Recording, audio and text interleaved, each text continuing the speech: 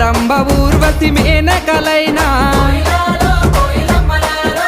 నీ అందము చూస్తే అసూయ పడతారే